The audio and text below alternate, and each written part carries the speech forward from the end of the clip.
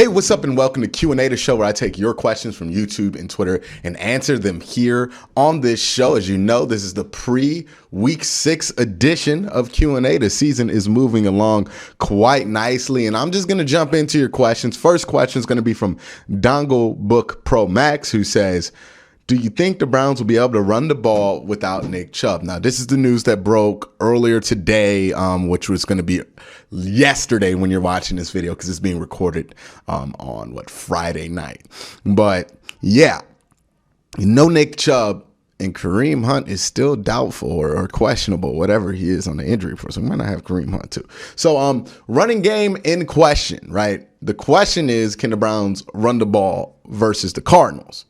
I think they will, just because I don't think the Cardinals present such an imposing front that it's going to come down to what the running back's able to do in order to get the run game going. I think the run game is going to be able to get going because of what the offensive line can do and dominate the line of scrimmage. So while I do think Nick Chubb not being there obviously does suck, the good news is that the Browns are deep at running back, right? Even if Kareem Hunt and Nick Chubb aren't there, you still got 2 running backs that you keep on the roster, right? Dearness Johnson and Demetric Felton. So, I think you're in a relatively good place. I think no matter who's available for the Cleveland Browns, as long as the line is healthy, you're going to be able to run the ball. It's not going to be as explosive, but it's still going to be serviceable to the point to where a team can't discount the fact that you're going to run the ball. So I think you'll be fine there without Nick Chubb in this game because I don't think that front presents a much of a threat in the run game. Next question comes from Chris the GOAT, who says, do you think the issues with the secondary in the deep ball might have to do with Joe Woods' scheme rather than Sendejo last year, considering their struggle on it with John Johnson? This is a good question because these are reoccurring things. I would say that the most important reoccurring variable that's reoccurring again is that Sendejo was a first-year player in the system last year, and so is John Johnson. And what happens a lot in the back end is miscommunication, right? You can get away with miscommunication between linebackers at times just because maybe you give up 7 yards or maybe you give up a 14-yard chunk. At worst, you give up like a 20-yard chunk or like a 25-yard scramble or something like that if you have massive miscommunications with the linebackers. When the safeties miscommunicate, well, that's barbecue chicken, right? That is Mike Williams scoring from the 40. That is a bomb. That is a huge play there. I think a lot of that has to do with the Browns' inability to get on the same page. Now, when they are on the same page as a secondary, they're much better than they were last year. It's just there's these moments where they have guys coming in and out, they have injuries,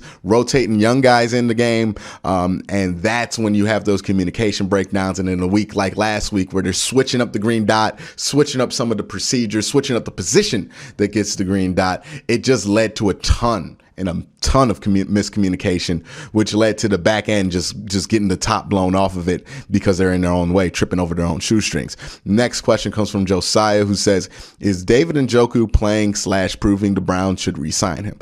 Yes, absolutely. I think at this point, that tight end 1 job between him and Austin Hooper is David Njoku's. That's a shock.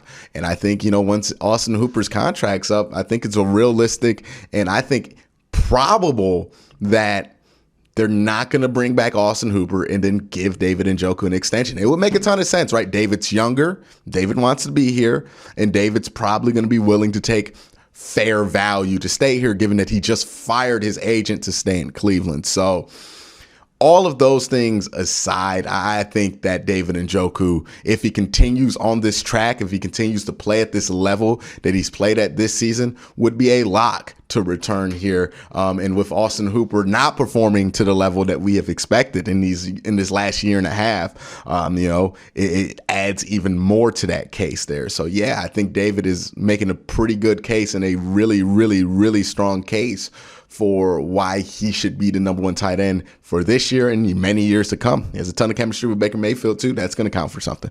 Next question comes from Beep Beep Out of the Way, who says, how come Joe Burrow doesn't get attacked by the media when he plays bad like Baker does? Well, one, Joe Burrow's in his second year, and I know Baker got attacked in his second year, but Joe Burrow's second year is not going nearly as bad as Baker's second year went. So there's a difference there. But also, keep in mind, he plays on the Bengals, and Baker plays on the Browns. And that is a massive difference. And I'm not trying to like joke about the Bengals or call them irrelevant or anything, but when you're talking about the Cleveland Browns, and I think Browns fans need to understand this because sometimes it feels like we don't understand this about ourselves as a fan base. The Browns are a big deal, right? Like the Browns are not one of these franchises that the NFL overlooks or doesn't appreciate or care or celebrate the history of. Like you might feel like the Browns are underappreciated, but at the end of the day, the Cleveland Browns are a big deal. When the Browns look like they might be good, that's a big deal. When the Browns are good, that's a massive deal. And when the Browns, they're threatened or they're contenders like they are now, they are one of the biggest deals, right? They're one of those franchises, right? There's Green Bay, there's Pittsburgh, there's Cleveland, there is, I know I'm forgetting one, the huge franchise, and I'm going to punch myself for forgetting it, but they're one of many massive, Dallas, obviously, but they're one of many massive fan bases and franchises that have a lot of history to just mean a lot to the NFL. So when you're the quarterback of that franchise and you're the first franchise quarterback in 25 years, you're going to be under a level of scrutiny that's going to be beyond somebody who plays for Cincinnati. And Cincinnati doesn't have the storied history that the Cleveland Browns have, both positive and negative. Cincinnati doesn't command the media attention that the Cleveland Browns do because they just don't have that many fans. So riling them up one way or the other is not really a benefit for people who work nationally. All of this leads to Baker Mayfield, he's going to get talked about. Also, Baker's a bigger deal than Joe Burrow as far as like his celebrity status, right? Because Joe Burrow ain't on progressive commercials. Joe Burrow don't got national TV commercials playing on every game. Baker Mayfield is always at the top of people's minds because he plays quarterback for one of the biggest franchises in football, one of the biggest fan bases in football, and one of the biggest football states in football, I guess. And also, his face is literally all over your television set on Sundays, Thursdays, and on Mondays too. So all of that leads to, if Baker has a bad game, that's going to be one of the things that leads SportsCenter or leads First Take or leads all of these talk shows, because Baker it's the same thing with Lamar Jackson, right? Lamar is just a huge star at this point. When you're a big star or you play for a big team or a big franchise, your failures are going to be shown and talked about and dissected more because more people are interested in it. If Joe Burrow throws 3 interceptions on a 1:00 Sunday game and nobody's really expecting the Bengals to be good anyways, nobody really cares about that. Nobody wants to talk about that.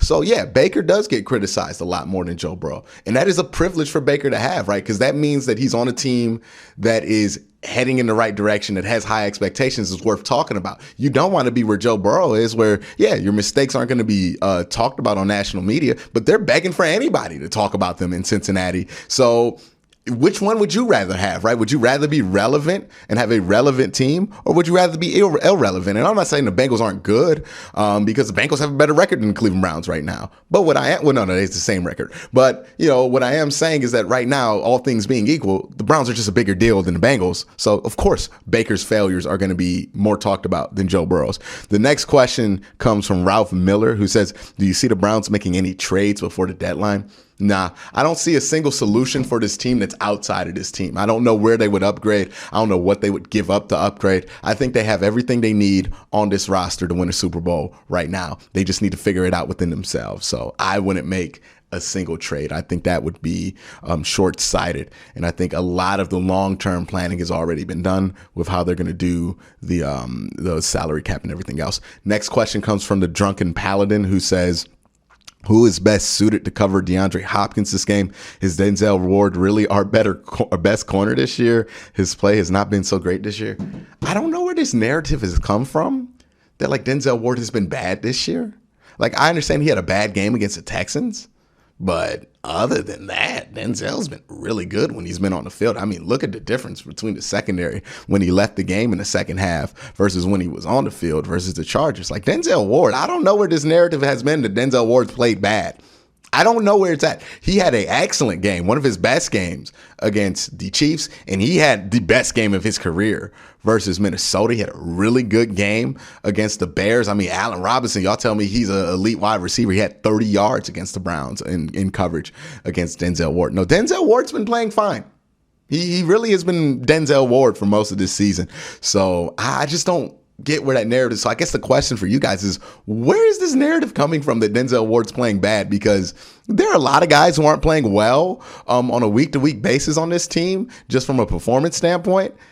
Denzel Ward, not one of them. Not somebody I would categorize as that. Not at all. I don't know where that's coming from. The next question comes from Graham, who says, how are the Browns going to be able to defend the Cardinals passing game? Well, I touched on this in my preview. If you haven't seen that, go check it out. I think it's one of the better previews I've done all year. But also, I think this is going to come down to being athletic, having that side-to-side agility on the line of scrimmage and attacking them horizontally from a defensive standpoint. So that means crashing down on screens, being aggressive in the rally to the football, and not giving them a lot of space and really pressuring them and getting them behind the sticks. So I think JOK is going to be a huge part in how you defend him. I think Malcolm Smith, he's not going to play. He's already out. But, Anthony Walker or Taki or Mac Wilson, they're going to be a huge part in this game plan.